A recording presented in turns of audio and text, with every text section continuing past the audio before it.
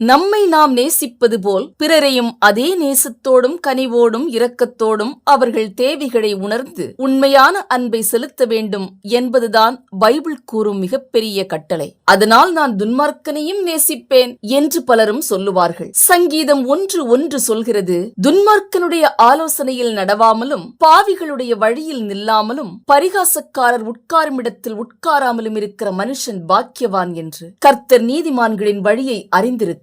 யார் இந்த துன்மார்க்கன்?